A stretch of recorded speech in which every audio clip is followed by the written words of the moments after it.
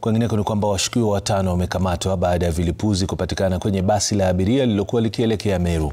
Operesheni ya maafisa wa usalama ilipelekea kugunduliwa kwa vilipuzi hivyo katika barabara kuu ya Kanyonyo kuelekea Embu.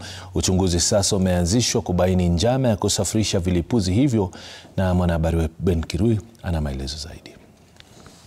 Kundi la maafisa wa usalama kutoka idara tofauti walinasa basi hilo katika barabara kuu ya Kanyonyo kuelekea Embu. Basi hilo la abiria lilikuwa likielekea Meru kutoka Mombasa. Baada ya ukaguzi wa kina, vilipuzi vikagunduliwa. Wakati wa ukaguzi huo, ilibainika kuwa kulikuwa na katoni jeupe iliyokuwa na nembo ya maziwa.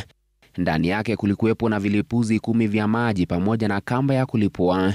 Watuhumiwa ni pamoja na Brenda Imboyanga Mahulungu aliyekamatwa katika kijiji cha Mundutsu, kaunti ya Kakamega.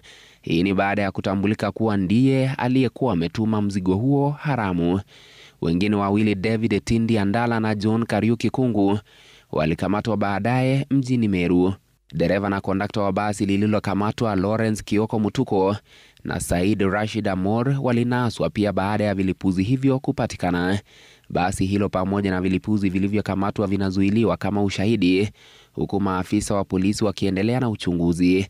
Inspekta Jenerali wa polisi Douglas Kanja ameonya kuwa vifaa vilivyokamatwa vingeweza kusababisha uharibifu mkubwa, ikiwemo ubomoaji wa miundo mbinu kama madaraja, majengo, maduka makubwa ya biashara na maeneo mengine yenye mikusanyiko ya watu.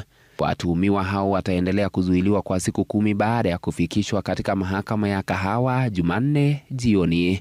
Ben Kirui, runinga ya Citizen, Nairobi.